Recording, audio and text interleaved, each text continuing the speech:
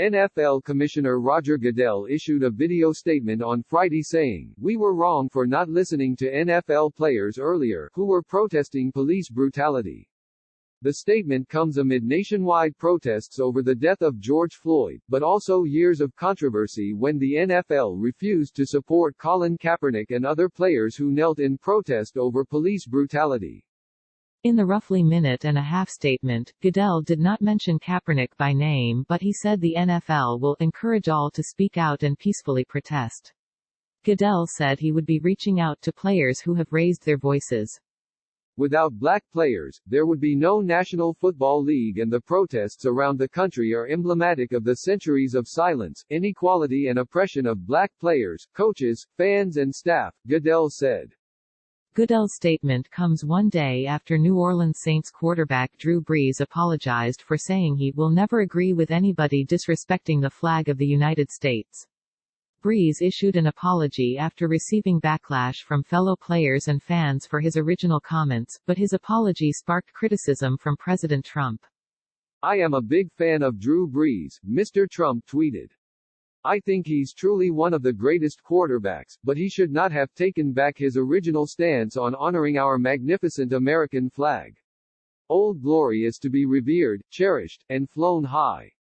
We should be standing up straight and tall, ideally with a salute, or a hand on heart.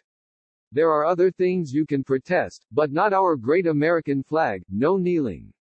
Running back Adrian Peterson has already said he will be kneeling when the NFL season starts in September. Years ago, seeing Colin Kaepernick taking a knee, now we're all ready to take a knee together going into this season without a doubt, Peterson said while distributing food packages in the Houston area, the Houston Chronicle reported. Kaepernick, a former quarterback for the San Francisco 49ers, started kneeling during the national anthem in 2016 to draw attention to police brutality. "I am not going to stand up to show pride in a flag for a country that oppresses black people and people of color," Kaepernick said in 2016. "To me, this is bigger than football, and it would be selfish on my part to look the other way. There are bodies in the street and people getting paid leave and getting away with murder." Kaepernick's protest roiled the NFL, including one game in Buffalo where fans shouted, "USA! USA! USA!" while Kaepernick and several other players knelt. Kaepernick was not signed in 2017, but the kneeling protests continued. The controversy reached Mr. Trump, who encouraged team owners to fire players who protested.